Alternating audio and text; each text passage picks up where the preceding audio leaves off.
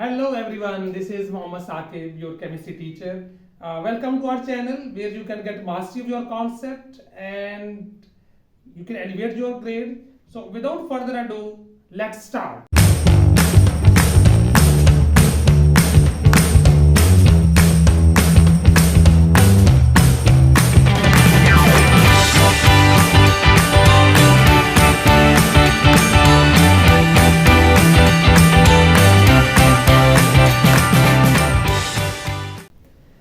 In today's topic, we will be talking about giant covalent structure. In our previous lesson, we discussed simple covalent structures. ठीक है? Basically, covalent structures are of two types. Number one, simple covalent structures, and second, giant covalent structures. So, giant, as the name indicates, giant means huge structures.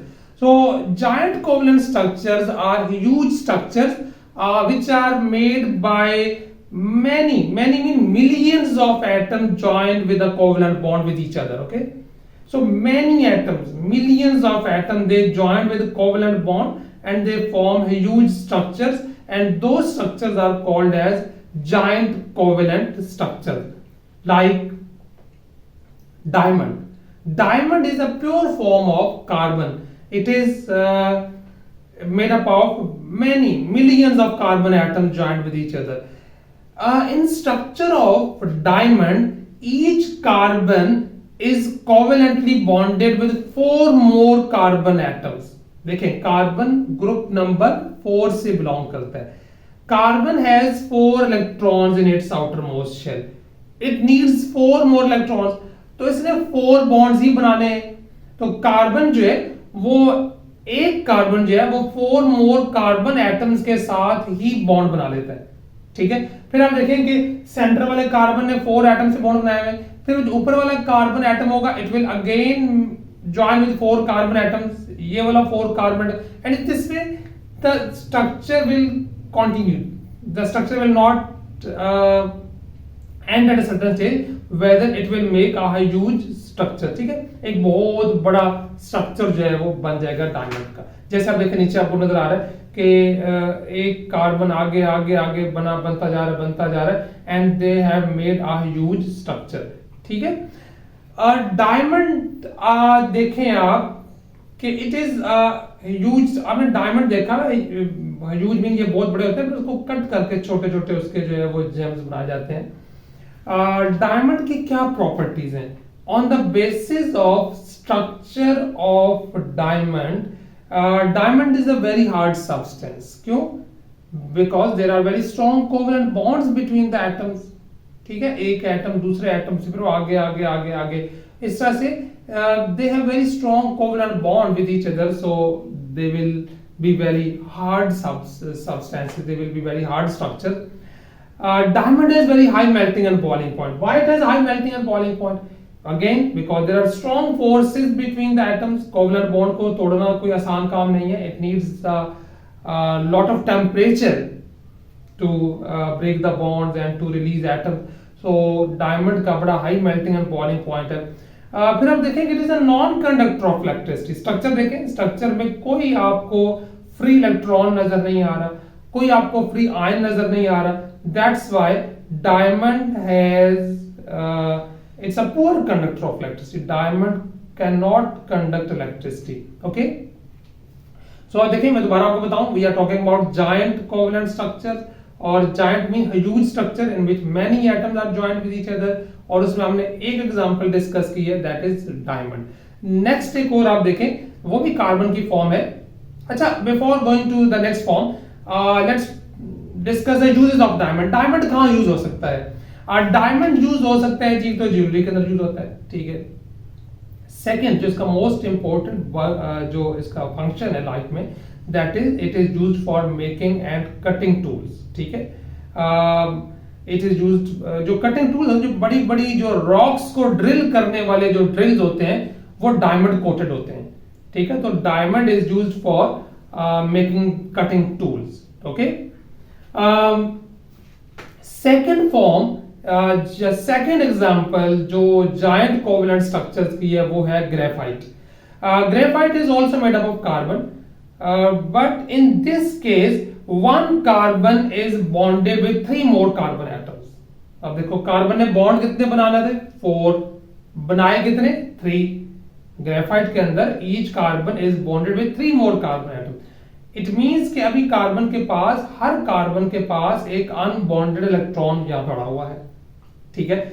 और आप देखें कि जो graphite है, graphite is made up of layer structure, एक layer ऊपर बनी हुई है, ठीक है, और उस लेयर में हर कार्बन के पास एक एक इलेक्ट्रॉन फ्री है, फिर एक लेयर नीचे बनी है, ओके, और उसके अंदर भी हर कार्बन के पास एक एक इलेक्ट्रॉन फ्री है। ऊपर के जो फ्री इलेक्ट्रॉन्स हैं और नीचे की लेयर के जो फ्री इलेक्ट्रॉन है, वो देखें आप, they have made a weak bond with each other. वो आप देखें दो लेयर्स के दरमियान आपको डॉटेड लाइन नजर आ रही है, वो डॉटेड लाइन जो वो एक वीक फोर्स है जो जिसने दोनों लेयर्स को पकड़ा हुआ है। सो दो तरह की बॉन्डिंग आपको यहां नजर आ रही है, एक वीक बॉन्डिंग जो बिटवीन द लेयर्स है, और एक ऊपर जो है वो जो हेक्सा बॉन्ड्स बनी हुई है वो स्ट्रॉन्ग कोवेलेंट बॉन्ड, ठीक है। दो बातें आपको यहां पे नजर आ रही है। नंबर 1, ग्रेफाइट के अंदर हर कार्बन के पास एक एक इलेक्ट्रॉन फ्री है। ग्रेफाइट लेयर्स की फॉर्म में बना होता है, ऊपर की लेयर नीचे की लेयर से एक वीक फोर्स के साथ ज्वाइंट होती है, ओके। अब इसी स्ट्रक्चर के ऊपर ग्रेफाइट की प्रॉपर्टीज बनेगी, लाइक जो ग्रेफाइट है, graphite is soft and slippery. Why? Because दो लेयर्स हैं और 2 layers है very weak force between them, layers can slide easily with each other, ठीक है, और जो ग्रेफाइट है वो सॉफ्ट एंड स्लिपरी बनेगा। It can conduct electricity. Why? Because each carbon atom in graphite structure has 1 free electron, तो ये current pass कर सकता है। अब इसके यूजेस भी अकॉर्डिंग टू स्ट्रक्चर हम बता सकते हैं। लाइक आप देखें कि ग्रेफाइट कहाँ यूज होता है, ग्रेफाइट यूज होता है पेंसिल बनाने में। जो लेड पेंसिल है, lead pencil is not made up of lead, lead metal की नहीं बनी होती, ग्रेफाइट की बनी होती है। पेंसिल का जो लेड है ना, उसके अंदर ग्रेफाइट और क्ले मिक्स किया होता है, ठीक है। जिस पेंसिल के अंदर ग्रेफाइट ज्यादा होगा, वो ग्रेफाइट ज्यादा होने की वजह से वो ज्यादा डार्क लिखेगी, और जिसके अंदर ग्रेफाइट कंटेंट कम है वो थोड़ा डल लिखेगी, लाइट लिखेगी वो। So first use of graphite is to make lead pencils. Number 2, it's used as a lubricant in machines, because I told you earlier it is made up of layers and layers can slide over each other, that's why it is used as a lubricant. Heavy machine जो होती हैं जिनमें 24 our चलना होता है, उनके अंदर हम आम ऑयल जो है उसको एज अ लुब्रिकेंट यूज नहीं कर सकते, उन मशीन्स के अंदर फिर हम ग्रेफाइट को एज अ लुब्रिकेंट यूज करते हैं। थर्ड जो यूज है, जो बड़ा एक इंपॉर्टेंट यूज है, वो है इसका कि it can be used as electrodes in lead pencils, ठीक है। आपने जो आप सेल देखें तो सेल के अंदर एक ब्लैक रॉड होता है, या बैटरी के टर्मिनल देखें, एक पॉजिटिव और एक नेगेटिव 2 टर्मिनल्स हैं। वो जो टर्मिनल्स हैं वो ग्रेफाइट के बने हुए होते हैं। जो सेल है, रिमोट कंट्रोल, जो आपके पास जो टॉय सेल है, टॉय सेल जो है वो बना हुआ है, उसके अंदर जो आप देखें कि उसके अंदर जो सेल है, टॉयज के अंदर लगा, ये देखें, ये मेरे पास जो इसके ऊपर जो रॉड है ना, ये वाला, ये अंदर एक ब्लैक रॉड है अंदर तक इसके फुल, तो ये जो अंदर इसके रॉड, इसको इलेक्ट्रोड कहते हैं। देखो पॉजिटिव और नेगेटिव 2 टर्मिनल है इसके अंदर एक ब्लैक रॉड है, वो सारा ग्रेफाइट का बना हुआ है। So graphite is used for making electrodes in the cells, electrodes in the battery. Graphite is used for making pencils. Graphite is used as a lubricant in the machine. Third example of giant covalent structures is silicon dioxide, SiO2. SiO2 sand भी होती है, और इसके और भी बहुत से quartz है और बहुत सी क्रिस्टलाइन फॉर्म्स होती हैं। It's very similar to diamond. जैसा स्ट्रक्चर डायमंड का आप देखो वैसे ही बना हुआ है। डायमंड के अंदर भी 1 carbon was bonded with 4 more carbon atoms. Same is here. Silicon is bonded with 4 more oxygen atoms, not the same silicon. One silicon is bonded with 4 oxygen atoms, ठीक है, SiO2। अच्छा, लिखते हैं इसको SiO2 में, हालांकि डायरेक्टली एक silicon 4 oxygen से बॉन्डेड होता है, बट वो ऑक्सीजन आगे और सिलिकॉन से भी बॉन्डेड है, तो इट मींस कि एक सिलिकॉन के पास तो हाफ ही आया ना, एक साइड से हाफ, एक साइड से हाफ, इधर से हाफ, इधर से हाफ, इधर से, सो इट ओवरऑल एक सिलिकॉन के साथ 2 ऑक्सीजन है, तो इट मेड SiO2। लिखने में SiO2 आएगा, ठीक है, बट स्ट्रक्चर में जब आप बात करेंगे तो each silicon is bonded with 4 oxygen atom. अब देखिए कि सिलिकॉन भी ग्रुप 4 से है, इसने 4 ही बॉन्ड बनाने हैं, इसके आउटर शेल में 4 ही इलेक्ट्रॉन्स हैं, 4 इलेक्ट्रॉन इसको चाहिए, वो ऑक्सीजन से मिल गए इसको, तो इसके अंदर भी कोई फ्री इलेक्ट्रॉन अवेलेबल नहीं है। डायमंड की तरह ही ये भी बहुत हार्ड स्ट्रक्चर है, ठीक है, और बिल्कुल सेम ज्योमेट्री डायमंड की और इसकी होती है। Properties of silicon are also very similar to the properties of diamond, like it is a hard substance, it has very high melting and boiling point, और ये भी करंट पास नहीं कर सकता because it does not contain any free electron or ions। अगर मैं compare करूं silicon dioxide को और डायमंड को, तो देखें दोनों they have very much similar properties, like both are hard substances, both have high melting and boiling points, and both are non-conductor of electricity because दोनों में कोई इलेक्ट्रॉन फ्री नहीं है। सिर्फ एक कोवेलेंट स्ट्रक्चर याद रखें आप, है एक ऐसा कोवेलेंट स्ट्रक्चर है, सिर्फ एक, the only one in covalent structure which can conduct electricity, और वो है ग्रेफाइट, हमने जो पीछे पढ़ा है।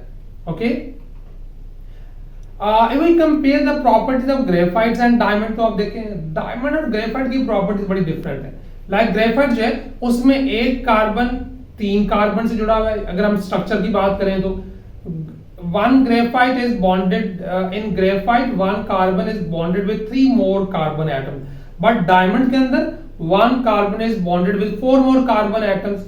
अब यहां पे आप देखें कि ग्रेफाइट के अंदर each carbon has one unbonded electron, one free electron, but diamond में कोई फ्री इलेक्ट्रॉन नहीं है। डायमंड जो है वो लेयर्स की, ग्रेफाइट लेयर्स की फॉर्म में है। So graphite is soft and slippery, diamond is very hard structure, ठीक है। Graphite the only structure, graphite can conduct electricity because of free electrons, diamond current pass नहीं कर सकता बिकॉज उसके अंदर कोई फ्री इलेक्ट्रॉन नहीं है।